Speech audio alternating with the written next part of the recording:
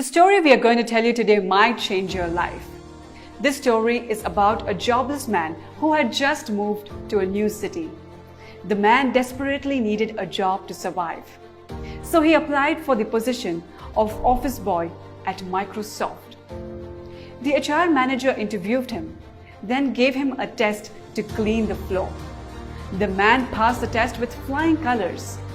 "You are hired," HR manager informed the applicant. "Give me your email address and I'll send you the application for employment as well as the date for you should report for work." The man replied, "I don't have a computer or an email."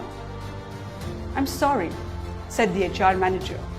"If you don't have an email, that means you do not exist. And we cannot hire persons who do not exist." The man was very disappointed. He didn't know what to do. He only had $10 with him. Once that is spent, he won't have any money to buy any food. He went to the supermarket and bought a crate of tomatoes with his $10. He went from door to door and sold the tomatoes. In less than 2 hours, he doubled his money. He repeated the operation 3 times and returned home with $60. He realized that he could survive this way. He started to go every day earlier and return late. He doubled or tripled his money every day. Soon he bought a cart and then a truck. In a very short time, he had his own fleet of delivery vehicles. 5 years later, the man became one of the biggest food retailers in the US. He started to plan his family's future and decided to have a life insurance. He called an insurance broker and chose a protection plan. At the end of the conversation, the broker asked him for his email address. The man replied, "I don't have an email." The broker was dumbfounded. "You don't have an email and yet have succeeded in building an empire?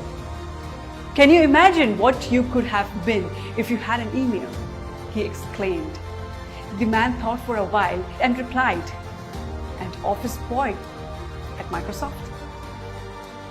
This is not just a story, it's a lesson to many of us out there trying to keep up with the world.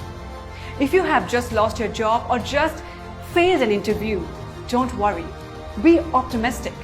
Good days are on the way and something better is reserved for you.